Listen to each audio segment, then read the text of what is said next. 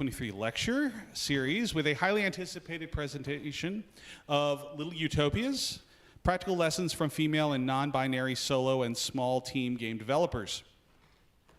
My name is Dr. Stephen Mallory, and I'm an assistant professor here in game design at Lawrence Tech. And on behalf of my colleague, Dr. Ahu Yolach, it's an incredible honor and great pleasure to introduce our guest speaker.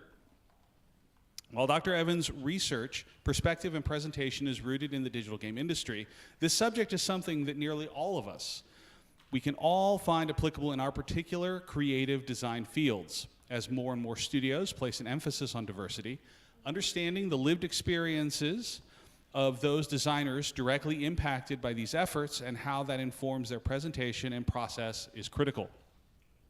At the College of Architecture and Design, we believe that the future is multidisciplinary and inclusive. We host a range of design degrees that include graphic design, product design, game design, interior design, and architecture.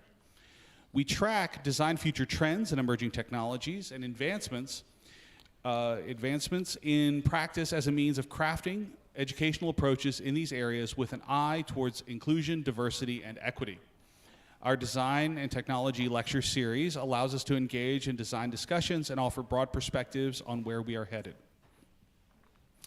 Dr. Monica Evans is an associate producer of game design, development, and game studies in the Bass School of Arts, Humanities, and Technology at the University of Texas at Dallas. Her work sits at the intersection of game studies and game production, narrative systems, serious and educational games, interactive fiction, and science fiction studies. Many of Dr. Evans' former students hold design and development positions in the digital game industry at studios including Blizzard, Bethesda, Valve, id, Gearbox, and others. Dr. Evans directs the Narrative Systems Research Lab at UT Dallas, which pursues models of understanding, structural research, and the creation of new work in the fields of narrative, interactive media, and digital and analog games.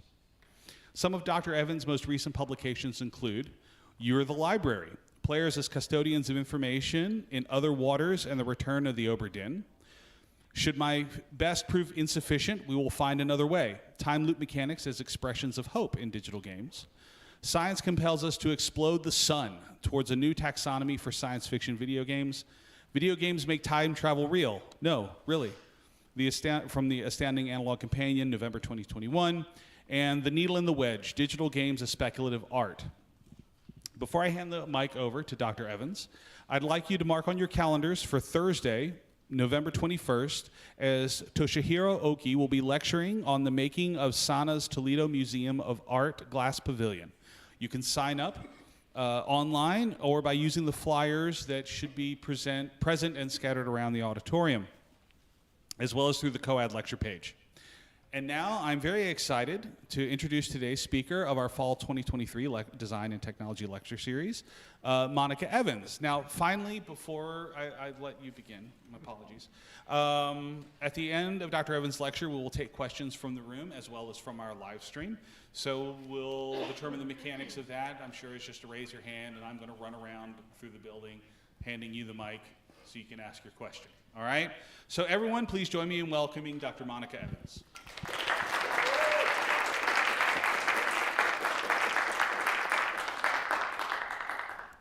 Am I mic'd? So they can hear me? You guys can hear me? And that's all cool? Hi. So, that is a terrifyingly formal introduction. That may be the most formal introduction. It's weird to hear somebody just like read your CV to you when you're supposed to talk about stuff. Hi, I'm Monica. This is going to be a really gamey talk. So if you're in games, welcome. If you're not, stop me when I start using words that just sound strange. We have our own lingo. But in short, I'm an associate professor of game design, development, and studies in now the Animation and Games program in the Bass School of Arts, Humanities, and Technology, et cetera, et cetera, et cetera. What that means is that I make games, digital and analog. I play a lot of games. I write stuff about games. I write too much stuff about games. And I also write non-game stuff occasionally. I also publish speculative short fiction because I can. And this is a weird talk for me because, as you probably heard, I'm the person that you call when you want to know why is Subnautica so scary. It should be this beautiful underwater base building, relaxing, and then it just takes this hard right turn into Lovecraftian horror in really specific, interesting design ways. Or why do we have all these bleak depressing time loop games that end in these like weirdly uplifting ways. There's like 6 of them that came out, like Outer Wilds and Returnal and Deathloop all had these very positive endings. I'm the person you call when you want to know why can't I read all the books in the library in pretty much any game. I'm cheating because this one's Skyrim and you can, but you have to build the library yourself. So it's sometimes much more fun to just be the librarian. Or why is it that every independent cyberpunk game right now has just taken, again, a hard right turn into cozy, where instead of the sort of huge data body modification dystopia, you have that, but also you can knit a sweater for a robot out of cables just because that's kind of fun. So yeah, this is my happy place. And so this is a weird talk for me because it started essentially as, okay, who's out there making really, really good games all by themselves and how are they doing it? And I ended up here because intersectional feminism is fantastic, but it is not my field of research. It's not my area of research. So I've been feeling like this a lot for the past couple of semesters. So I went here first, read a lot of things, talked to a lot of people, and realized that there's a lot more going on in the solo small team game development space than I thought. Because again, this started as essentially, if you want to make a game by yourself, and specifically a digital game, how do you do it? And I ended up uncovering stuff I was absolutely not expecting to find. And luckily, a lot of that stuff is actually very positive, which was also unexpected. So I'm going to start with 3 disclaimers before I get essentially into the meat of this. The first is that I am cheating madly, because what I'm doing is I'm taking about 45 minutes to take 15-ish hours of interviews and conversations with real game developers who make real stuff, and I'm sort of presenting it to you secondhand. And really the best way is to get it from them directly. So I like Bo Ruberg's The Queer Games Avant-Garde. This book is essentially a collection of 20 to 30 interviews with independent artists who are making really, really weird game stuff. And what I like about it is that the stories presented in the interviews are those that queer game makers are telling about themselves. It's essentially centering the maker. So I'm trying to do the same thing essentially with this work. I just want to make it very clear that I'm talking strangely not about my own work, but about other people's, and that's an odd place to be. So keeping that in mind. The second thing, I may not need to cover this, but it's useful right at the beginning. You guys heard of the digital fallacy? Yes? Okay, when you're in game studies, there's this thing that happens where you say I study games and everybody assumes that what you mean is digital, AAA, big budget, the games everybody's playing, Baldur's Gate 3, Tears of the Kingdom, Grand Theft Auto, Red Dead Redemption. And we forget that there are analog games, there are tabletop games, board games, card games, dice games. We forget mobile games, we forget handheld games, we forget weird experimental, we forget Meow Wolf art installations. So it's important to note, which is fantastic. We just got one in Dallas and we're very happy about it. So it's important to note that when we talk about game studies, we're not just talking about the core and the center of it. And the edges of what we consider game studies are where we get into really interesting fights about what qualifies or not. So it's a much wider field than you may be thinking about if you're not necessarily in it. And then the last thing to point out is that this is very much work in progress, that I have started talking to game developers. I know a lot of game developers, but there's a lot of people I haven't talked to. And I'm just on the verge of, there is something really interesting going on here that I want to look at more. So just to note that if there's anything that doesn't smell right or feels like there should be a lot more there, I'm very much at the beginning, which is an exciting place to be. So, real quick, how did I get here? So as Stephen mentioned, I make games, but a lot of the games I've made over my career have been in what we would call the AA space. Don't worry about that now, I'll define it later. But in short, that means I'm working in digital games and in teams of maybe 20 to 30-ish people. I'm doing it under the strange umbrella of academia. So there's complicated academic hierarchies, there's grants, there's collaborators at different sites, some of which are universities, some are not. So I've done work in medical simulation for surgeons. I've worked with training nurses to deal with neonatal intensive care units. I've done some work for Joint Forces Command on cultural education and training. Worked for the Gates Foundation on classroom management. I've worked with the Perot Museum of Nature and Science. It's a big digital Unreal Engine, Unity Engine stuff. And I still do that. I'm on one right now with a group of brain scientists about replicability issues in research. That said, the last project I was working on right before COVID, I love telling this story. I was working with colleagues, actually a colleague up at Central Michigan University right over here, and another colleague at UT Dallas who's the head of CUSLI, the Center for US Latin American Initiatives. And we were developing an extremely lo-fi classroom game. It was intended to be an in-classroom simulation to explain or to give you a sense of what it would have been like to live through the very beginning of the Cuban Revolution. So like 1958 to 1962, it was intended to be played at the low end by about 10 students, at the high end by about 60. And the core mechanic was walking around in tight little groups and whispering in each other's ears. And we were working on it in January and February 2020. And then COVID happened and we essentially had to cancel it. The game was built so much to be non-digital that we just had this moment of, what do we do now? And so I remember sitting in my house in March or April thinking, I need to start making games by myself. I can't get to anybody, I can't talk to anybody, the servers are not down, but they're gonna go down in a minute. Why am I not making stuff all by myself? Because again, I write short fiction, and short fiction is all me. Academic writing is generally collaborative, but it is much less hugely collaborative than some of the digital stuff that I've done. Simultaneously, I teach a course, a couple of courses, Games and Narrative 1 and 2, which pulls a lot from traditional fiction as well as from game production, especially it pulls from screenwriting. And I'm bothered by something about that class, which is usually the sign that I'm about to write a paper. And what I'm bothered by is that there is so much stuff out there for how to be a solo creative practitioner in novel writing, in screenwriting, in short fiction, in painting, in music, and composing. And there really just isn't that out there for games. And yet there are so many solo game developers. I mean, I have a list I came up with like 10 minutes before this talk. Lucas Pope, Bennett Foddy, Daniel Ben Margui, Jason Rohrer, Anna Anthropy, Emily Short, Gareth Damian Martin, Ed McMillan, Naomi Clark, Mo Cohen, Daniel Mullins, Ben Esposito, Maddie Thorson. I could probably keep going if I wasn't looking at notes. It's insane how many people are doing this by themselves. And yet there's not resources for how do you build a creative life and a creative practice in digital game development. So not a lot of resources there. The resources that are out there for digital game development tend to be, here's how to break into the AAA industry, or here's how to start your own small company, with the understanding that there's some blurriness between those two things. There's also a lot of academic work on diversity, representation, and inclusion in games, but not most, but much of it centers on players and audiences, and then also in representation among characters, about seeing fictional characters that represent these sort of wide groups. And so there is work on developers from marginalized communities, but it's much less than you're going to find in the other spaces. So what I wanted to know was, how do you make a game by yourself where that is your intended space, where instead of using solo game development as a way to create a prototype or a way to attract collaborators or a way to have a portfolio piece that's going to get you noticed by Valve and Blizzard and Bethesda, I know how to do that. What I don't know how to do is, how do you be Gareth Damian Martin? How do you do it all by yourself and make a life doing that? So I thought I'd go ask them. So I did. So without going too much into the details, I had a small grant, the Aspire 2 grant, which is run through the University of Texas at Dallas.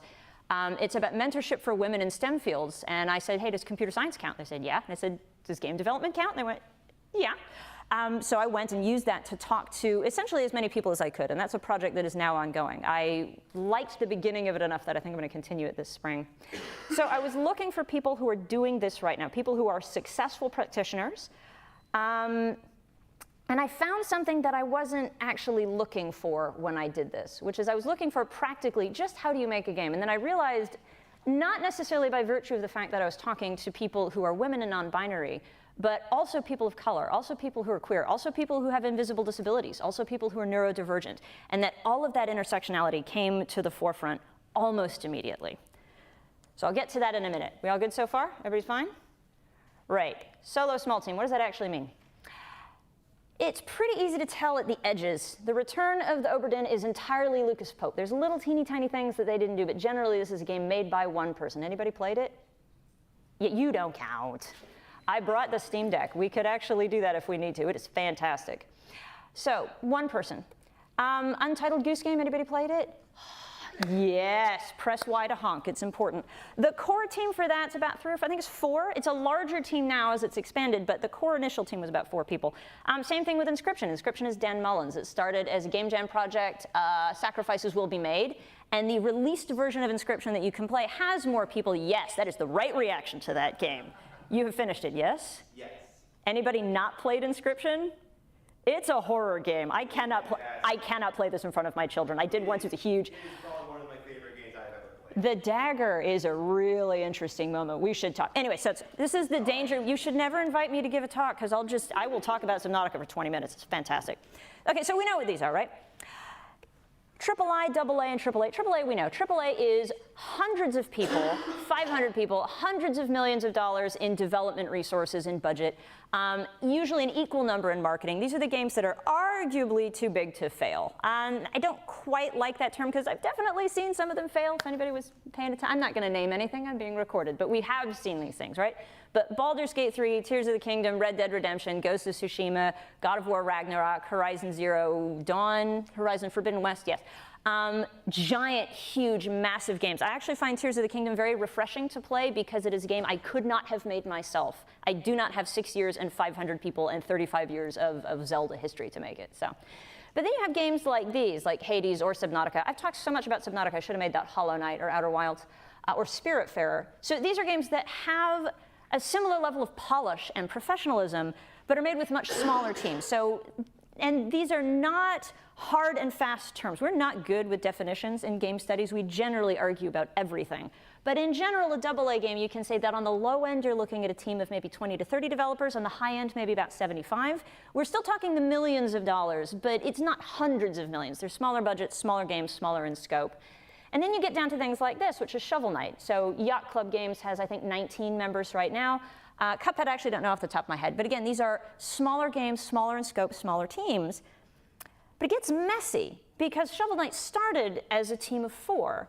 Or if you look at something like Celeste, Celeste started as an independent project by Matty Thorson that then spun out to a larger team and a larger team and a larger team. Even Hades, which is AA, when they were making Bastion, I want to say Supergiant was probably 6 or 7 people. So as you bring on more developers, games get larger. Solo games don't necessarily stay at that space. They can expand rather dramatically. So the lines are a little bit blurry.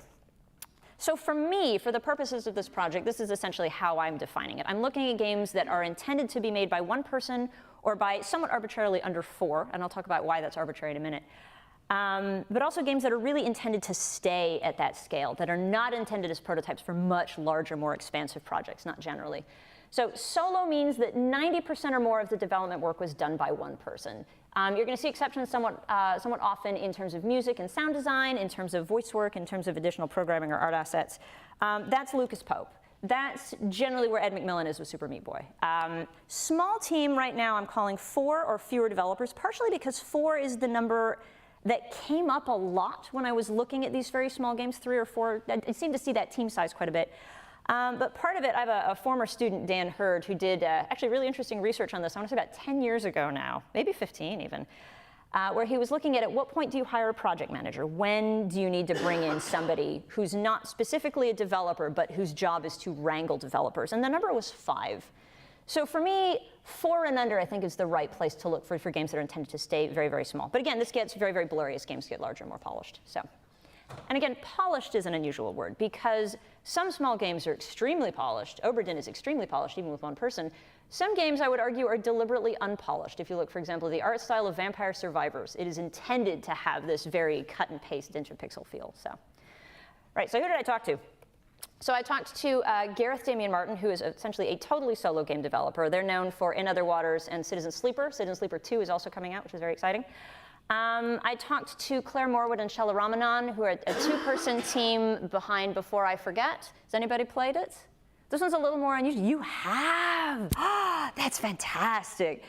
Great game. Difficult game to play in parts, not because of mechanics, but because of the emotional state that you're in. You are playing a South Asian woman in her mid to late 60s who is suffering from early onset dementia.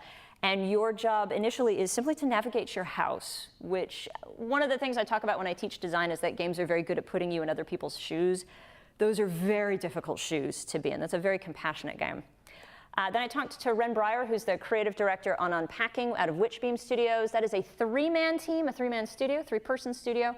And then 3.5 in the sense that they've effectively adopted an artist in late game. And then sort of as a control group, I talked to Lindsay Joyce at Gearbox. Gearbox is a AAA studio. They do not do single games. And I'm also cheating with Lindsay because she's both a former student and a good friend. Dr. Lindsay Joyce, come to think of it. Lindsay was the head of writing at Gearbox. She is now the managing director for narrative properties at all of the Gearbox studios. So her job is essentially to wrangle narrative and to work with the writing room, which is about 12 people right now. To make sure that the narrative for all of the properties across Gearbox is handled correctly. And this goes from everything from Borderlands and sort of the larger things to the smaller games where they're actually working with independent teams and functioning as a publisher. I am going to mention 2 people I didn't talk to just so you kind of see where I'm going next. I did not talk to Emily Short, who's the sort of guru of interactive fiction, because when I reached out to her, she was less than 2 months away from the release date on Mask of the Rose, and that's a really good time not to talk to me. She's busy. And then I did not get to talk to Matty Thorson because when I reached out to her, she said, I can't right now, I'm having a baby. Also a really good reason not to talk to me, but as soon as kiddo was old enough, I'm going back because I would love to talk to her about the development process for Celeste. So So again, this talk comes kind of in two parts. I'm going to start with what I intended to look for, which is, okay, if you just want to make games by yourself, how do you do it? How do you function with that? And then I'm going to sneak into how is it different if you are queer, if you are a person of color, if you are a woman, if you are neurodivergent, if you are anything that is potentially qualified as a marginalized community, if you're anything that doesn't fit that sort of. So that's the space that we're going to go. Everybody's good? Yes?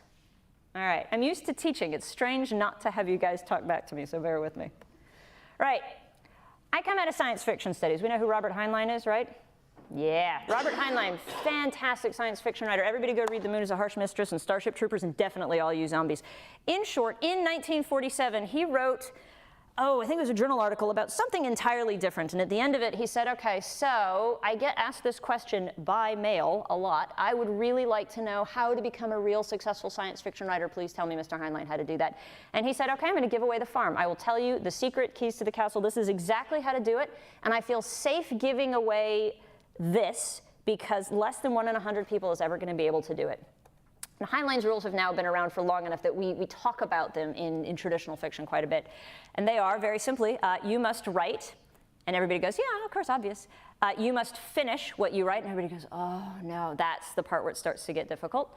You write, you finish what you write. You must refrain from rewriting except to editorial order, and in the fiction spaces, we can argue about that for 5 hours about what he meant by revision and editorial and so on and so forth, but bear with it for a minute. You must put it on the market. This is still true for the way that you sell short fiction, and it was true for Heinlein as well. You sell it to a professional market. You send them your story. They tell you whether they like it or not, anywhere between 1 day and 4 to 6 months. And you get a rejection. You send it somewhere else. You get a rejection. You send it somewhere else. You get a rejection. You finally send it somewhere, and you get an acceptance. You send it out until it gets picked up. You have to put your story out there, and you have to keep putting it out until it gets sold. And then Robert Sawyer, who's a Canadian science fiction novelist, also, if you haven't read Calculating God, one of my favorite cold opens in science fiction, he adds a 6th one, which is, while you're doing this, you need to start on something else. Do not write one story, one screenplay, one novel. Write something else. So we modify this for games. And I've done this in the games and narrative class actually for a couple of years now, and they generally come to the same conclusions, which is if you want to make games, you have to actually make games. You do not write design documents. You don't think about it. You don't draw pixel art. You make the game. Get in an engine, get in an analog space, make it. You must finish your games. You must iterate appropriately. So we don't really revise games as much as we iterate. We build and build and build and build until it goes from really terrible to kind of to not so bad to decent to something really good. But there comes a point where you need to stop iterating, where you say it's good enough. So finding that arc is really important in solo games. Instead of putting it on the market, our publication is different, but if you're going to make games, you need to put them out there. If you're going to release it for free, you put it on itch. If you want to charge money for it, you put it on Steam. There's a couple of other places, but that's generally the core of it right now. And then, again, because games are different, you don't send it out to a market or to a publisher or to an editor. For us, it's more along the lines of once your game is out there in the world, in the sort of internet digital ether, you need to maintain it. You need to make sure that if your game is out there, that anybody that wants to play it can actively do so and can find it. And then, of course, the 6th matters for us. You have to make more games. But this is true for games in general. This is true for the person that's trying to break into AAA. This is true for the person who's prototyping. So this is not necessarily specific yet to solo games. So then we go to Ed McMillan, who, again, I mentioned earlier. Ed McMillan made Gish, Super Meat Boy. The Binding of Isaac is probably the thing you would have heard of from him. He is effectively a solo developer. And he wrote what we generally just call the Indie Game Manifesto in 2009, which is a list for artists driven by the desire for creative freedom. Very much take what works for you and what doesn't. I'm not going to go through the whole list, but I will say that in talking with solo developers, because McMillan is talking apparently, or effectively to independent developers across the spectrum, and really to double and AAA guys as well, there are some things that I see a lot and that I've been hearing over and over again through my conversations with solo developers, particularly in terms of making the game that you want to make, designing from a place of honesty, from a place of authenticity, but also in terms of the practical aspects, in terms of learning a little about business, in terms of learning about how to handle communities. And then a couple of more spaces in terms of just how to make solo games specifically, because again, it's a little unusual. I do like Rise of the Video Game Zinesters. Anna Anthropy published this back in 2012. It is still relevant today because things move very quickly in games, but a decade old, it's still relevant. It's either by your bootstraps or making the games. There's a chapter where she says, if you have no experience in game making, Here's how to start. Here's how to hack an engine. Here's how to pick a character. Here's just the absolute basics you have to do to start building something from scratch. And then somewhat recently, Matt Hackett has a very similar, again, how to make a video game all by yourself, which crystallizes a lot of what I've already said. But I like it for two reasons. One, this is a line we use a lot now, that game development is the Dark Souls of software development. It is much more difficult in strange ways than you think it is right at the beginning. But also the most traditional line that from Liz Englund, when you hear about game development, when you picture yourself as a designer, you think it's this glamorous, wonderful, and then nobody tells you that it's really going to be 4 hours of trying to get a button to get bigger when you mouse over it a little bit, and it's because you missed a semicolon somewhere and Unity's doing something weird and it's 4 in the morning, and it's just like that stress. If you're a solo developer, how do you push through that? How do you deal with it? How do you manage to not pick up the entire thing and throw it across the wall and then say mean things to the Unity guys? How do you do that? So back to these guys. What did they say? Oh, I've just shrunk my notes. Since I've shrunk my notes, everybody's good so far? Yeah? Cool? Caught up? Excellent. So what I learned from the people I actually talked to about a lot of things, some of which I can't talk about because they're covered by NDA, which is fantastic, and I promised not to. But most of everything I've said I heard before. That's all independent, small-ish team games. But I was curious, what is specific to solo development? And so what I'm going to go through now is the stuff that I heard that's best practices generally across the board. And then I'll get into what I heard about specifically designing from the standpoint of a marginalized identity or marginalized communities. So again, a lot of it was the same. Make a lot of games. You guys know who Tom Hall is? Tom Hall is one of the original creators of Doom. Tom Hall, John Carmack, John Romero. Tom Hall actually used to teach very briefly for our university, and he taught the idea of 10 bad games, that if you're going to make games, you can't make a good game until you've made 10 bad games. And of your 10 bad games, the first 5 are bad because you didn't finish them. So that's very much, those of you who are in this program, that's how you should be getting through it. Make terrible games until you come across the good ones. But this is what I heard. Game jams are your friend. This is because I'm typing at 4 in the morning. It's fine. Every single developer I've talked to, every solo developer where I have read a design blog or their work or seen a talk, every single person has said, this is the thing I heard more than anything else, is do game jams. And the thing, if you're not familiar with the game jam, it's essentially you put everybody in a room, or globally, 2 of the most famous are Ludum Dare and the Global Game Jam, and you take 24 hours, 48 hours, 1 week, 2 weeks to make a game and to finish a game. Sometimes it's on a theme, which sparks a particular kind of creativity. Sometimes it's entirely open, which sparks a different kind of creativity.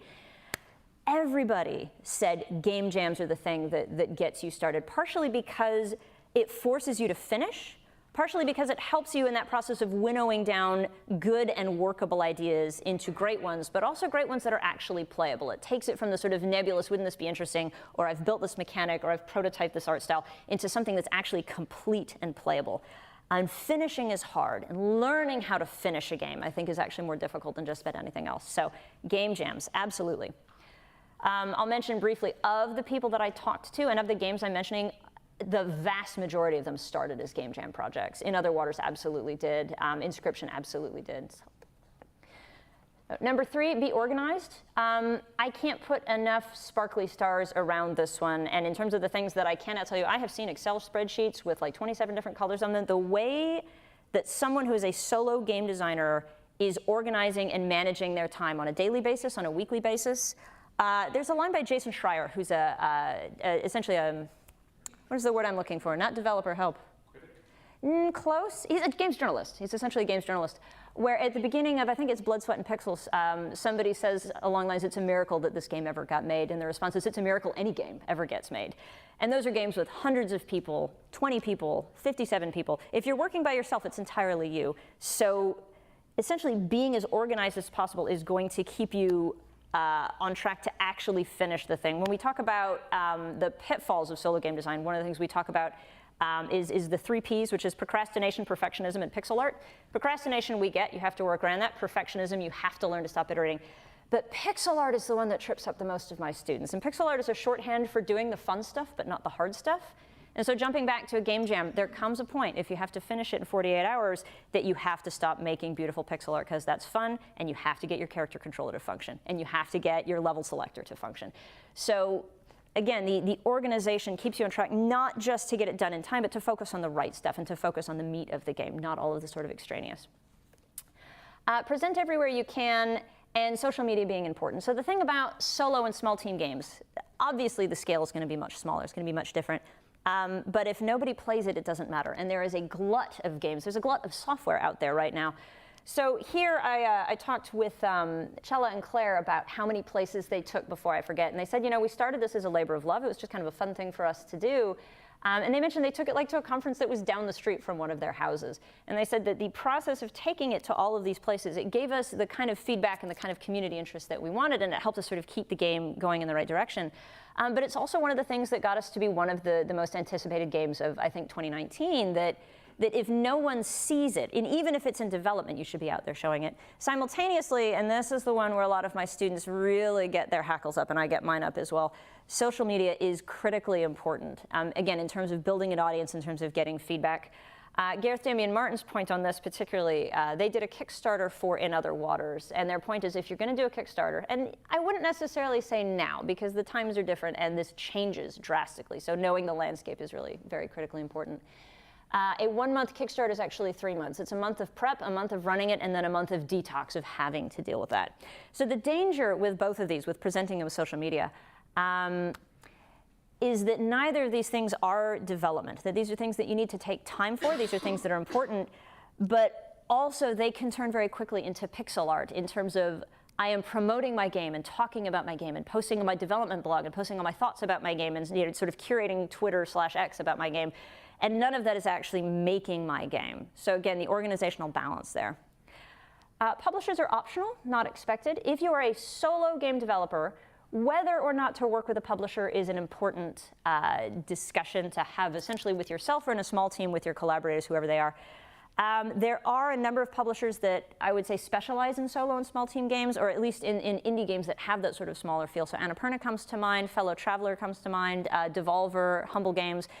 But they're not at all required, particularly if you're working by yourself. There's a trade-off to working with a publisher. So it's not that this is a step on the road to success. It's something to consider, but not something that's immediately expected. And of the people I talked to, some of them had fantastic publisher relationships. Some of them did not work with publishers at all. It didn't really make a difference in terms of the quality of the game or the reach of the game. It made a difference in terms of their personal preference. And then the last thing is to choose your collaborators carefully and make sure you talk to a lawyer. So if you're working by yourself, there is going potentially to come a point where you maybe are working with a publisher, you certainly have an audience, maybe you're working with a freelancer, but if you are in a 2 or 3 or 4 person team, you need to be working with the right person and you need to figure out how to communicate and work together well. And so what was fascinating here is that I had this long list of interview questions to talk to everybody about, and I was wanting to know how do you resolve arguments and differences, and when the 2 of you or the 3 of you are really in disagreement about something, how do you resolve it? And a number of people said, we're very unhelpful, we're sorry, we don't argue. We are the perfect collaborators, we have 1 brain and 2 bodies, we think perfectly well together. We don't know. And so I hang on that because I don't think they're being disingenuous. I think that there's actually something else going on about choosing your collaborators that I'll talk about in a little bit. But I think what it comes down to is that when you work in such a small team, when you don't have this massive, complicated hierarchy where you have people whose job is to make sure that everybody's collaborating and communicating, I think if you're working with someone with whom you don't collaborate well and with whom you don't communicate well, I think honestly the game just does not get done. That finding the right person to work with, it's always somewhat serendipitous, but it is something to pay attention to right at the beginning of the project. Talk to a lawyer as well. It's very easy, particularly when you're working with friends and small group of friends, to get the personal and the professional interwoven and interconnected. I'll talk very briefly about Ren Breyer, who works in a 3-person studio, one of whom is effectively her partner, and that bringing unpacking into Witchbeam, which was, again, her idea right from the beginning, that they were very careful about how they handled that and how they planned for potential contingencies. So short version, talk to a lawyer. It will absolutely be worth it. And part of talking to a lawyer is not planning for the nasty breakup. Part of it is planning for success. Because if you make a game with 2 people, and it gets a little bit of traction and it goes to GDC and people go, oh, that was kind of cool, and it gets you hired at Valve, that's pretty good. But if you make a game with 2 people and it makes $5 million, you have a different set of problems, and you definitely want to have a contract in place before you do that. So. But then there's all the other stuff that we talked about, which is what about if you're a woman? What if you're queer? What if you're BIPOC? What if you're neurodivergent? And again, what I noticed when I talked to the people that I talked to is that nobody fits obviously in one identity, but the way that those identities interconnected was very interesting. So, whew. Before we move on, palate cleanser, yes? Everybody still good? I've checked like 4 times and I'm getting thumbs up, which is a good sign. Right. So, very, very briefly, I'm going to cheat and go back and say this. One thing I want to mention here, and I'll mention a couple more times, but I want to make sure I'm hanging the largest possible lantern on it. Solo and small team game development is not a substitution for AAA game development. It is not a place that people go because they have been chased out of AAA or because they don't feel that that's a welcoming space. Everyone that I talk to works in solo and small team development because that is the scale of game that they want to make, that they've chosen this space. It's the difference between saying, I am a short story writer, I want 5,000 words and that's it, versus I am writing a trilogy of 3 fat fantasy novels from the 80s. That different stories have different sizes, different scopes, and different structures. And that's important to note because, particularly with Gareth, Damian Martin, the games that they make will probably always be very much that size. The games that Lucas Pope makes tend to be about that size, that these are not intended to be stepping stones to bigger and better things. This is the appropriate space and the appropriate size for this game. So again, it's important to note that this is not a substitution for the larger industry. It's fundamentally and critically a different space. Right, so palate cleanser. I had these 2 children. I promised them that I would let them add slides. So this is going to wipe everything before we go on. The 5-year-old's Olivia, and she wanted you to know that Untitled Goose Game is the best goose game because you can be really mean to a farmer, and that's pretty good. And my 9-year-old wanted you to know, my 9-year-old Miranda, is that Cloud Strife is actually just like Link in Tears of the Kingdom if Link was a lot like our cat Poe, because our cat Poe is grumpy, and that was important for you to know today. So he's very grumpy. He's sitting on my Damon Knight, I just realized. It's Edgar Allan Poe. He's not nice, but he's very large. So. All right, so back to marginalized communities. So it's no secret that it is tough to be other in traditional game development. There's a lot of progress, which is good. There are a lot of initiatives by larger studios, but there is a lot more work that needs to be done.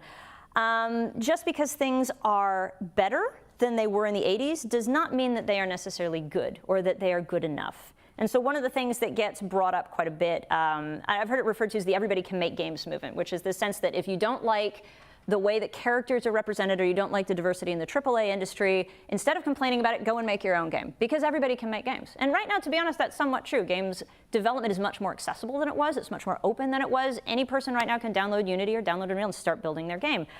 But I'm looking at a couple of people, particularly Stephanie or May, whose point is, well, yes, everybody can make games, but not everyone has the same opportunity to make a career in game development. And that is particularly true in the large, complex, hierarchical AAA space. So I'm not going to spend a lot of time getting into that or getting into why the general game development space has been problematic, has a number of problems. It is being worked on. People are doing their very best, and yet. Solo and small team game development, again, is not a substitution for AAA development. It's also not an excuse to not fix things in AAA game development. It is an absolute different, separate space, and that needs to be said. But what surprised me is that when I talked to Gareth and Claire and Chella and Ren, and to Lindsay, one of the questions I asked, because I was expecting, because I hear this from other game developers more than I would like, what is it like to be a woman and develop in this space and work in this space? What is it like to be queer? What is it like to be bisexual? What is it like to be a person of color and work in this space? And the answer I got was, it's fine. Like, one of the questions I had was, how do you deal with pushback, with the difficulty of dealing with making games that have the sort of content that you're talking about? And they said, we really don't. That there were perhaps a few sort of minor things that sort of any game developer is going to run into, that any person who is going to be I think it's Emily Short's line, the price of being female and visible on the internet. There's going to be a little bit of that. But generally, the space and the community is very positive, very, very welcoming, and that there wasn't that pushback. And I actually was really surprised by that. So if we're going to say that solo and small team game development is not necessarily better, but has this sort of welcoming aspect to it, why? And this is the research I'm still doing, because I'm not sure, but this is what I think so far. At least this is the stuff that I've agreed on with myself so far. That solo games are anti-hierarchical, that they are internally pressured, not externally pressured, and that they are personal, authentic, and accountable in a different way than in the sort of larger digital industry. So briefly, anti-hierarchical. big games are necessarily collaborative. If you have 500 people in a space, you have to have a system by which they actually get stuff done on time in the right direction, so it's not just chaos all the time. So you have to have a system that allows that number of people to work together. And digital game development hierarchies, with animation lead and secondary animation lead and so on and so forth, whether you like it or not and whether you notice it or not, they are systemically oppressive, and they're built to privilege certain voices over others in ways that a lot of people don't even necessarily see, in ways that are very insidious. By definition, solo games don't have a hierarchy. It's just you. Now that said, if you're working with a publisher, publishers have a hierarchy, community management, so on and so forth, but the development process itself, the making of the game, it's just you. So there is no hierarchy. And then simultaneously with small team game development, so 2 to 4 people, when I was asking how do you deal with disagreements, how do you deal with the sort of difficult collaborations, and they said we really don't. What I realized is that those numbers are really more about equal collaboration, equal partnerships, and what I was hearing that find the right collaborators was almost code for my voice is getting heard all of the time. So those very small teams aren't developing a hierarchy. If one starts to develop, effectively they break up and the game doesn't get made. So solo and small team games to me are anti-hierarchical because they resist that hierarchy, that if that starts to come in where certain voices are getting privileged over others, essentially what happens is the team no longer functions. And that's a fascinating thing to look at. And I really want to look at that more with some very specific teams. Number 2, they're internally pressured. One of the things I say a lot is nobody can stop you from making the game. The only person that can stop you is you, and that one semicolon in Unity. So solo developers really can't be stopped from making representational games by anybody but themselves. So there's no team members, there's no investors, there's no corporate structure to say, please don't include a gay couple on page 1 because we have to sell this globally and that's going to limit our distribution. There's nobody to make that statement. You can essentially make whatever game that you want. There might be an exception with online backlash. I don't quite have time to talk about Haven, which is a fantastically progressive game, but still made a really interesting misstep at one point. But again, the pressure that I'm talking about here, there's no external pressure. The pressure is all internal, and is it okay for me to make a game about this? That's the statement that I hear. And at the point that I'm at, I hear that from students more than I do from professionals. But that internal pressure, that can I include this in my game? The answer is yes. So internally pressured.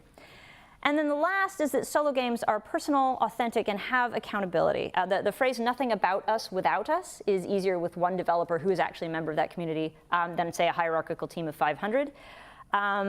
There's a very strong community among solo game developers, especially those working from marginalized community standpoints. And so here I want to quote Bo Ruberg again. She wrote a chapter called 48-Hour Utopia about the inaugural Queerness in Games conference, which is why the talk is called The Utopias. And it's about the joy of being around your own people. The line is, for the first time in academia, the first time in games, and possibly the first time ever, I felt like I had found a community where I could be the version of myself that I am on the inside. And that was the sense I got from a lot of developers I talked to, that had they been in AAA or had they been in a software space but not a game space, there was sometimes that, well, a person like you, we're happy to pay you, but we're not entirely okay with a person like you. And the solo game dev space is not that at all. That there is this very welcoming space to it, at least anecdotally in what I'm seeing so far. It's not always positive. I do not want to sugarcoat it. There is some nasty stuff that happens with IP. I'm not necessarily going to get into what happened to Ridiculous Fishing, but that's a story you should look up. But just from the standpoint of identity and marginalized communities, it is a much more positive space than I was expecting. I was actually quite shocked to see it. I am running out of time, aren't I? Yes, I am. I think the person will look at it. Who? She's got the clock. All right. How am I doing? You're good. I'm good. We could talk maybe about 5 more minutes. I can do this in 5 minutes. I can do 5 minutes. There is one more thing to note about solo games being personal, that if you're going to criticize voice acting in Baldur's Gate 3, which you shouldn't because it's actually fantastic, or if you're going to criticize something ridiculous, the physics engine in Tears of the Kingdom, don't, it's perfect. But if you're going to do that, you're criticizing Nintendo and this faceless group of just huge numbers of developers that you've never met. If you criticize the work of a solo game developer, you're criticizing a real person who is alive, who will send you email and talk to you. So part of that personal accountability is that it's so obvious who is the face and the sort of authorship behind the game. I'm interested in the link behind solo game authorship and auteurship. There's something interesting to look at there that I haven't gotten into yet. So really quickly, here's the people like me version. So my original question, apart from how do you make a game by yourself, now the question is how do you center your lived experience when making solo games? Because everybody I talked to making solo or small team games did that. And they did it almost automatically. I didn't get a sense of we had planned to do this and this is how it worked. It happened that, you know, if you're a non-binary game developer, you have non-binary characters. If you're a trans game developer, you have trans characters. It's the thing that happens. So backing up a little bit, when I teach games and narrative, actually both 1 and 2, there's a day where we teach Writing the Other, which is the name of a book by Anisi Shawl and Cynthia Ward, both brilliant speculative fiction authors. That day in class, we talk a little bit about how to write people who are non-human, so cats, aliens, and robots. But most of it is, how do you write somebody who's not you? How do you write someone who's a different gender, a different race, a different ethnicity, a different ableness, a different body type, a different age, you know, neurodiversity? These are 2 of the sources that I use for that. But it's also important to note that even when you're writing somebody who is like you, if you have not read Charlie Jane Anders, you should. She is brilliant. Everybody should immediately go out and read Don't Press Charges and I Won't Sue. It is devastating and brilliant and won all of the awards, and it should.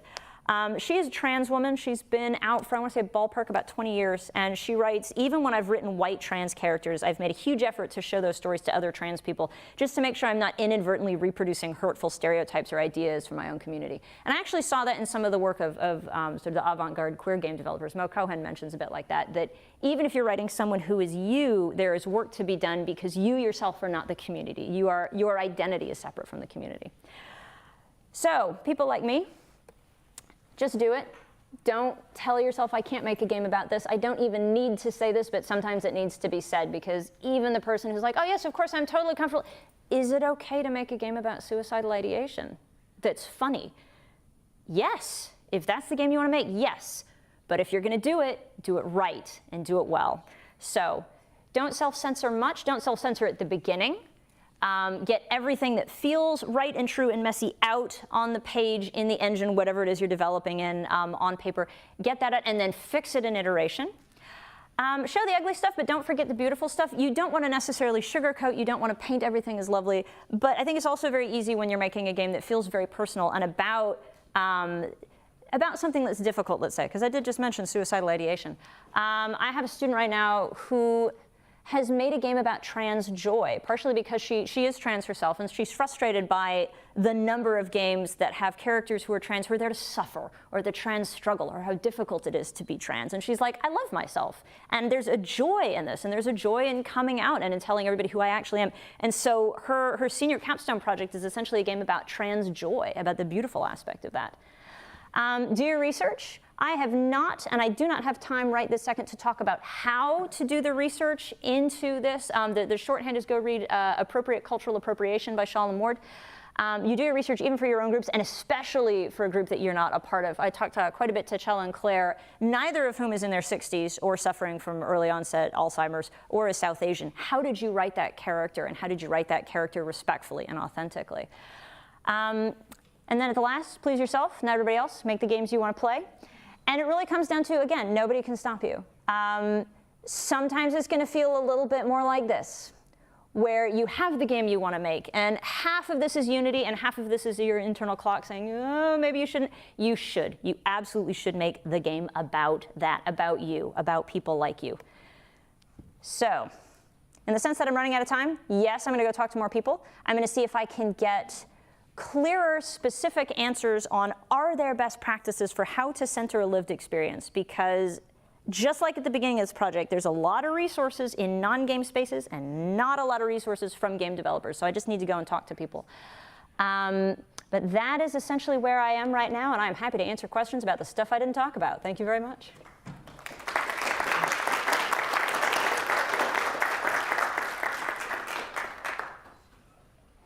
All right, so I'll come around with the microphone. So if you have your hand up, keep it up until I come over. Oh, we have an online question first. Andrew, would you like to answer? Yeah. Is it somebody that I know personally? Le Mystery? No. Okay. Is it better to build up one central social account for news/showcasing for a focal point to go to, or make multiple platforms to give more reach to the media? You want me to repeat the question? Yes. For social media, is it better to have one single account that is new that you've started just for the project, or to have multiple accounts across multiple systems? I am exactly the wrong person to ask about that. I will flat out tell my students I do not understand social media. I made a decision not to be part of social media. I'm not sure if that was a good decision. I know who to send that person to. I will say that from the people that I've talked to in the social media, partially the choice whether or not to have a publisher or to sign with a publisher, part of it is, do you want, and again, it depends on the publisher, but part of it is, do you want someone to handle community management for you? Because it is absolutely a full-time job, and it's not necessarily something that you may have time for if you have multiple games and if they start getting bigger. That said, probably off the cuff, the quickest advice that I had from Gareth, Damian Martin, actually, in terms of running Twitter and how to handle it, was to treat it as something that is very carefully curated, and essentially to keep it entirely focused on the game, things about the game, exciting things about the game. It's, in a way, it actually, for me, because I teach history of games as well, it's back to the sort of the way that we dripped out information about the original Doom in 1993, which was fascinating. That is not at all an answer to that question, but if that person emails me, I'll put them in touch with the right person, because I'm the wrong person to ask. Okay. All right. All right. Hi. Hello. Hi. I remember you. I'm spectacular. This was an incredible talk. Thank you. When I heard you were talking, I was excited. When I heard what you were talking about, I was like jumping out of my seat. I'm really mad I didn't get to talk to Maddie Thorson. I'm so excited to do that. I got to track her down. So. Yeah. Anyways. I would also love to talk to them Right? at some point. There's so many things to say to them. Yeah, the other thing, I want your reading list, because you talked about so many things, and there's a couple of the books that you mentioned that I've read, and every single one is a book I adore. One of them was Video Games Have Always Been Queer by Bo Ruberg, which Mallory was sort of staring down my throat, just waiting for me to read it. Their work is really good. One of the, I guess the biggest takeaway from the book is that queer representation, representing queer characters, that's one thing, but what matters is making play itself queer in a way. Yes. Yeah. Have you read the Avant-Garde, the Queer Avant-Garde? I haven't read that one yet. No. You should, because, and again, way back to something I said at the beginning of this talk, which is that what I want to do is center the experiences of the people making games themselves, which is weird because I'm not talking about my own games, right? The best thing about that book is that, and she says it right or they say it right in the introduction, that they are centering, this is specifically the work of these 20 to 30 developers. These are interviews, these are their words, this is how they handle it. There's one, I think it's Mo Cohen's, that talks about if you're queer, what does self-care look like when you're developing games? So from that standpoint, I'm sorry, there was a question in here. I'm just running in this direction, but that's definitely the book that I would recommend you take a look at. Yeah, so. I'll have to check it out. But that sort of idea of queer play is something that I think ties into a lot of the things you talked about, from the environment in which a game is made, the experiences that the developers have, and how that ties into how are they representing queer experiences as a result. Yeah. And something that I've talked about, Mallory knows I've talked about a lot, is bisexuality as a mechanic. It is something Have you played Unpacking? I have not played You should, because that is a bisexual game, and it sneaks, it doesn't necessarily feel that way from the beginning, but it becomes very clear. The original title was actually Unpacking a Life, and so you get to know a person through their stuff, but yeah. Interesting. I will say that a lot of, like I said, this is a weird talk for me to give, because a lot of the work I do is very much, how do you design a thing to do that? When I teach design, I teach that there's really only two things we care about. We care what the player does and how they feel when they're doing it, right? And so the thing that I'm working on now that's separate from this is, for example, if we look at cyberpunk science fiction, it has a very different feel than cyberpunk video games, because cyberpunk video games have essentially taken the Blade Runner aesthetic and they said, it's raining and there's a lot of neon and it's film noir, go. But that doesn't necessarily have anything to do with cyberpunk as a genre. And it's a messy, weird, historical, strange genre anyway. But so my question is, what games are allowing you to actually do cyberpunk stuff with mechanics? So again, going back to Gareth, Damian Martin, one of the first things you get to do in Citizen Sleeper is hack the system, and essentially try to very quietly hack into the system. The second that the station you're on sort of pulls back into the sort of network of lines, we're like, okay, now it feels right, now it feels like Neuromancer, right?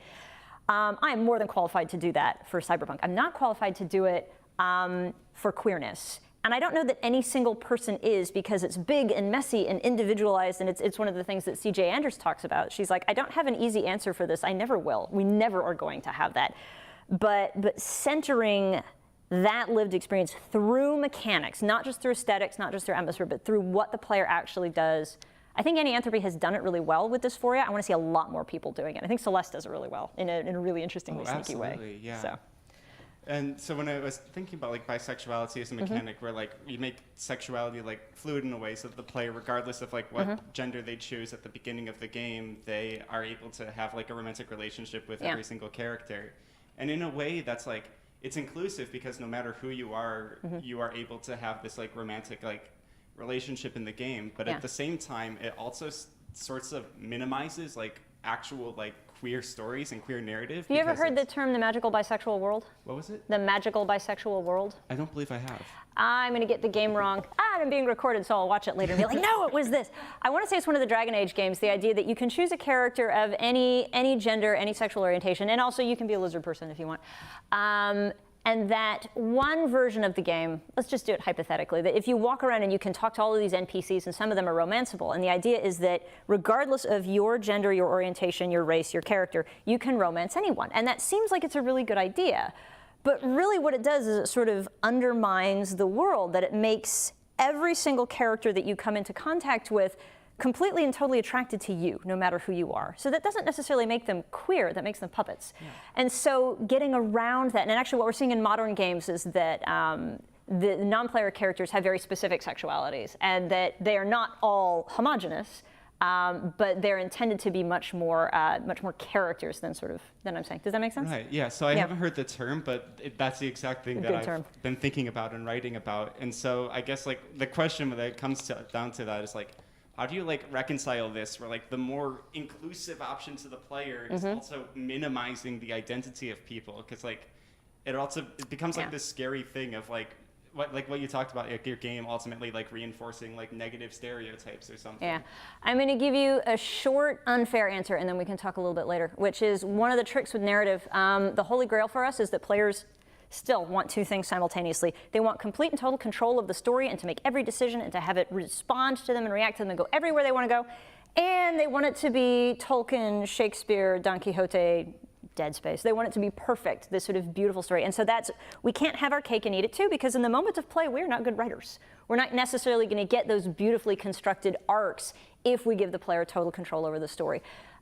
So the response is that you essentially have to have trade-offs. You have to decide right at the beginning, how much control over authorship am I going to give the player when they're writing narrative, and how much am I going to keep? And both of those are very, very good. If you look again, I keep mentioning Baldur's Gate 3, Disco Elysium comes to mind as well. There's a huge amount of options, so nobody's going to have quite the same play experience, and there's 17,000 different endings. But they're making, particularly in art and in dialogue, there's some trade-offs they're making to do that, as opposed to something like The Last of Us Part 2, God of War Ragnarok, where like, this is the story, this is Joel's story, and this is the story that you're going on. I have 5 hours worth of stuff about character development to talk with you about, but that's, essentially the short version is you're looking at that for queerness, and it's going to have the same kind of balance of those trade-offs. Absolutely, thank you for your answer. Hi.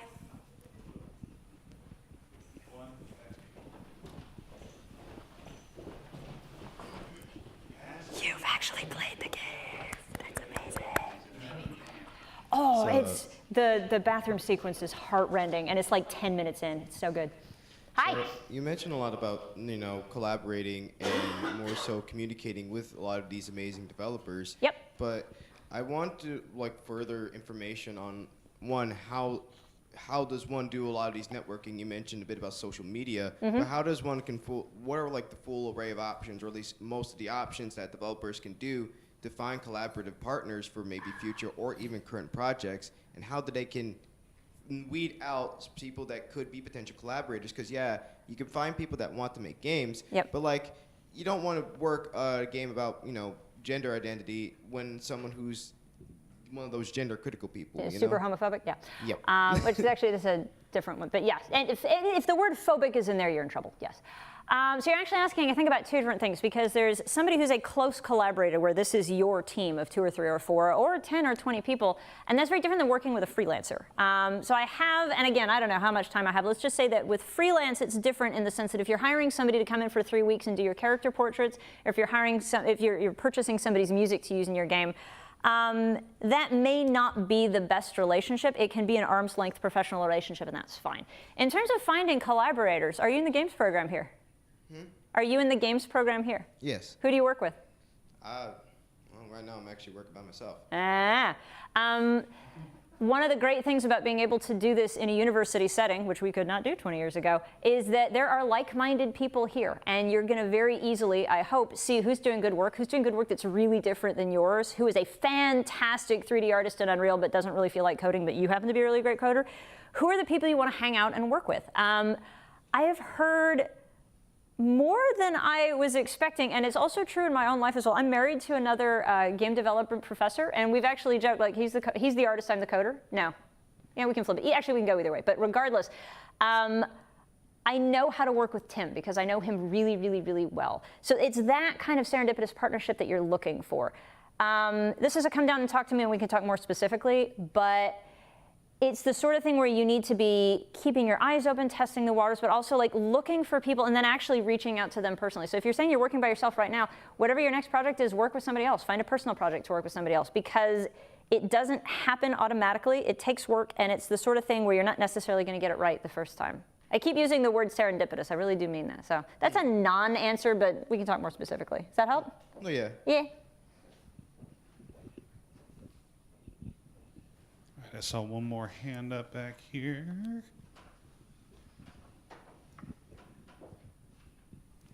Thank you for the lecture today. And the question I had was, you talked about like indie or solo developers. What about, say, like modders, somebody that changes a bigger company game into something small, like for example Counter-Strike, which started off as a Half-Life mod and then turned into its own like big thing on its own. Dota 2, yeah. What's your question? I was saying, like, do you have any ideas of like researching on how to, say, instead of going for indie developers, also like include modders into this? So when I teach doctoral students, there comes a point when I teach them the phrase, thank you, but my dissertation is not about that. That's really cool and really interesting, but modding is a huge, massive, like it's almost like you've just said, hey, what do you think about esports? Like that is a field in and of itself. So from the standpoint of I am a solo developer, can you use modding as a way to start creating and releasing your own small games? Yeah, actually I can think of one that has just like the best horror moment right at the beginning, and I just wanted them to continue. There's a game called The Forgotten City that started out as a Skyrim mod. But generally, at least for my own students, if they're working in, Creation Kit or Frostbite or whatever, it's generally so that they can then get hired at a Bethesda or a BioWare or a Blizzard. That modding tends to push more towards portfolio, at least in my space. I'm still not entirely sure what your question is. Like, if it's, does a modder count as a solo developer? Yes, but the development's in a different space because rather than creating everything themselves, this is somebody who's using somebody else's assets, somebody else's engine, and really somebody else's atmosphere. That if you're making a Skyrim mod, it generally is going to feel like it should take place in that particular world. Now that said, there is core Skyrim, and then there's Skyrim where Thomas the Tank Engine just like flies through. Yeah. So that's not necessarily the right atmosphere to have maybe picked up on right from the beginning.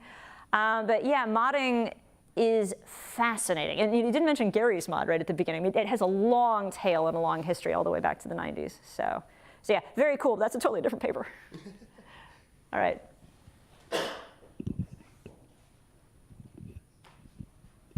Hi, thank you. Hi. I had a question about when it comes to in your research and you talking to other small developers. Yeah. Did you find that how did or did you ask how did they combat the like feeling of anxiety of like, what if nobody cares about my story, or what if nobody ends up playing my game?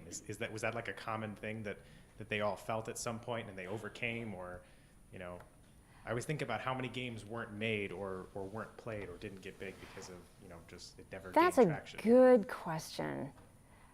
So I didn't ask about that explicitly, and I'm thinking, why didn't I ask that? Because I asked a lot of things. And I think the reason is that that's just kind of understood from a solo standpoint. And because like I said, as a solo practitioner, I have made games. I'm not making solo games right now myself. I'm clearly leading up to that. But I am writing solo fiction. And even like a talk like this or an academic paper, there's always that, what if I'm an idiot? Or what if nobody did? Or like, what if Gareth Damian Martin's here in the front row and I say something right? Like that anxiety is I think, kind of constant in the creative arts. But what occurs to me in terms of looking for like criteria for exclusion, the people I talk to are all professionals. They're all people who have made a game, and often multiple games, and that game has already been successful. And that's tricky to talk about. One of the things that it's in my notes somewhere, and I'm pretty sure I skipped over, is the idea that when we talk about solo and small team games, and really indie games as a whole, it's really easy to get hung up on the successes. We love to talk about Celeste. Celeste is a huge success, and it deserves to be. But there are tons and tons and tons of other smaller games that are good but didn't quite get to that level of like global recognition. So I wondered that to really answer that question, it would be interesting to talk to people who are more at the beginning of the career. I do see that a lot in fiction. I see it in writing. And I'm thinking here about Nancy Kress, where at one point, science fiction author, fantastic, has won all the Nebulas in the world. She at one point was asked, what is the hardest phase, early career, mid-career, or late career? Because when you're late career as an author, you can sometimes get pigeonholed into, well, you're the vampire mystery assassin guy. That's what you write. And that it's harder to break out of other things. And she said, if I'm remembering this correctly, absolutely the beginning. Because in the beginning, you're putting all this work and all this time into something that you don't know is going to pan out. So for me, the reason to make solo games and small team games is not to make a lot of money. It's not even necessarily to make a living. I have a whole separate talk about how to function essentially as a professional freelancer and how to have a creative practice if it is not necessarily the thing that pays the bills. But that anxiety, if it's tied to success, that's maybe a problem. If it's tied to what is the game about, that I'm more interested in, that sort of introspection. But no, I really didn't get a sense of anxiety or fear from any of the developers I talked to. And it might also be tied to the fact that the space for solo and small team development, at least again in what I've looked at so far, has been so surprisingly positive and so communal that might be part of the reason I'm not seeing it. It's a good question. Thank you.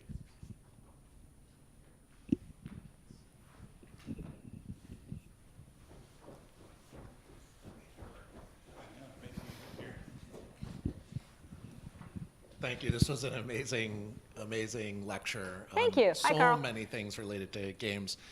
And I want to pick up on something that you just mentioned a second ago or started to talk about.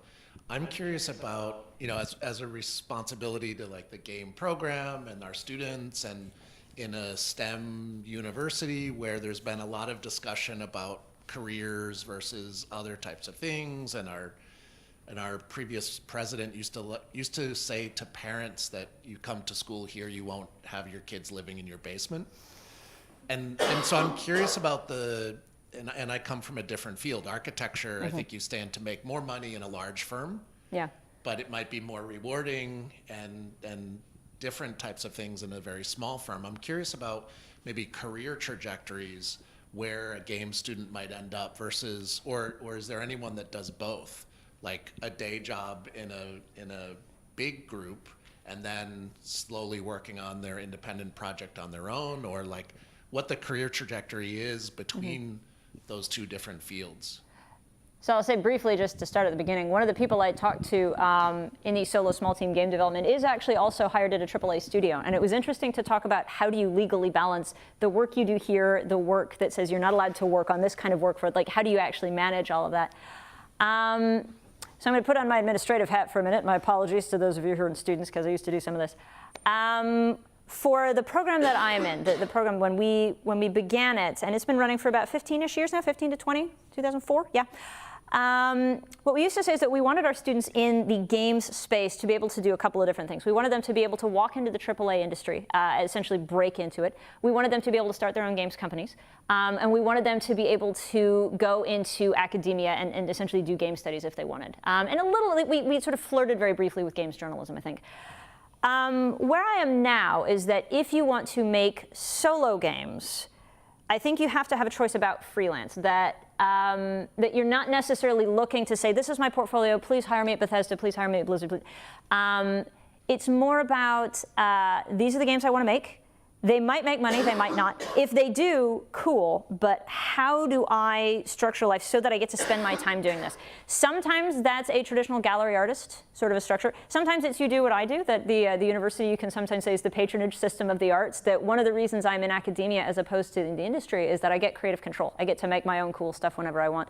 But it is a choice. So again, going back to Gareth, Damian, Martin, one of the things they've talked about is that they choose the solo space. It's a space that they enjoy, but the amount of money that they make is not enough to support an entire team. They're like, I can do this because I'm one person. I could not do this if I was trying to support a team. And that's one of the reasons that startup game companies very often, any companies really, very often go down, is it has to do the complications of the money. So in terms of what I would tell parents, I would say that if your child is an artist, that what's most important is that they are making art, and you can make art and make money that is not related to the art, and that's okay. That you do not have to be a senior designer at Bethesda to consider yourself a game maker. But that's my fiction hat speaking. That's my, nobody makes money as an analog game developer. You always are making your analog games while you're doing something else, just because you're not going to sort of function in that space. So I am talking around it a little bit. But there is also a piece of me that wants to say to the parents, as long as they're fine, don't worry. It might be okay if they're in your basement if they're making something really, really cool. So that's a longer question that we should talk about when I'm not on a mic. Hi. Hey. I've got a question about the collaborative work. Yeah. I was wondering, when you were interviewing your small groups, do people pick different hats and stick with them, or do they kind of move around? Like, I know consensus is really important, but I think in the groups I've worked in, it's really important that people have roles as well. And I'm just wondering, did people do that, or is it just they just went with the flow? It feels like it depends. Yeah. in terms of task management, it's nice to have somebody to keep you on track. So I wish I was looking at my notes because I don't want to misspeak about Chella and Claire, but I know that one of the things we talked about was how they managed their project, particularly because when I talked to them both, they were remote, they were not in the same space. So I don't know that there's trading hats and that we're all going to do art, we're all going to do code. I think it's much more natural that one person is going to focus on this aspect and one person is going to focus on that. Particularly because one of the tricks with solo game development is you get to make a game all by yourself, but you have to make a game all by yourself. You have to do the art, you have to do the code, you have to essentially touch every piece of the game. And that's not easy, that's a very difficult thing to do. So again, like with Unpacking, that original team of 3, one of the things I love about Unpacking, if you play it, is that there is some, I don't have the number off the top of my head, but there is an insane number of individual Foleyed sounds in that game, that every single item has its own different sound when you set it on a different object. This huge number. And part of the reason is that of that core 3, one of them is primarily a sound designer. So there's a lot of effort put into that because that's what that person was good at and what they were really interested in doing. That person did not make the majority of the pixel art. The person who made the majority of the pixel art did not necessarily make the majority of the code. So I think in teams of 2 or 3 or 4, it's natural for people to say, well, I'm going to code it, I'm going to do the level design, I'm going to do the art. But it's also not unusual to trade around. And even in larger teams, when we're talking about students who want to get hired in AA or AAA, it's useful to have more than one skill. We talk about how you want to be a specialist in one area, but then a generalist in as much as you can, because and this is more in this sort of older structure where we had companies that would hire a bunch of people, release a project, and fire a bunch of people, and that's not as common now. But it was the idea that you get to be, you get kept on, you get to be more valuable if, yes, you're a level designer, but you can also pinch hit and make some assets in Maya, or you can also pinch hit and do some scripting, or you can also pull in some sound design. So just from what I would tell students standpoint, the more skills, the better. But from a collaboration standpoint, it maybe wasn't as fluid as you might be suggesting, I think. But it also wasn't like people, this was their silo and they stayed in their hats. So somewhere between those two. That's something I should look at more, actually. That'd be really interesting to spend some more time in that space. Yeah?